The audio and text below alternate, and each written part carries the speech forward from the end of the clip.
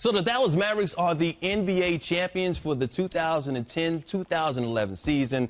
Not the Chicago Bulls, not the LA Lakers, not the Miami Heat. Spurs? No, not the Spurs. We're talking about the Dallas Mavericks. This is a team that always has great regular seasons, 50 or more wins, but struggles in the first round. 3 of the last 4 years, they've been bounced out. How are they able to put it together this year and win it all? Well, I actually thought that first-round test against Portland really set up what they did later in the postseason, because I thought that was the toughest first-round matchup for any of the top 4 seeds in either conference, and I didn't think they'd get through that series. Once they did, in the fashion that they did, blowing that big lead in Game 4, tying a series of 2-all, from that point on, the Dallas Mavericks galvanized as a team, and there's a mental toughness that permeated that roster that I think everybody wondered if they had. It's clearly Dirk Nowitzki is a guy now that mentally is different. The way that he approached the postseason, every individual matchup he got the best of. It didn't matter anymore what kind of athlete or defender you put on him. He got the shot he wanted whenever he wanted. But it was other guys, too. Tyson Chandler, you can't say enough about what he meant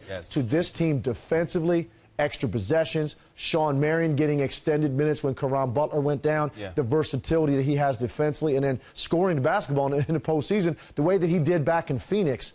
J.J. Barea, a guy they didn't have in 06, and what he meant to this team in the postseason. You can't even really put a value on how many big moments J.J. Barea had. And, of course, Jason Terry, that second go-to offensive option that really seemed to play his best basketball every time he struggled. He came out of a bad game, he'd come back the next game and kill you. So it's across the roster, led by Dirk Nowitzki, obviously, and Rick Carlisle. Give him a lot of credit because he really did a magnificent job managing the roster and punching all the right buttons at the right time. And you almost forgot Caron Butler didn't even play in this series, and he's their second-best offensive player. But the Mavericks, the 5th team to win it all as a 3rd seed or lower since the current NBA playoff was formatted back in 1984.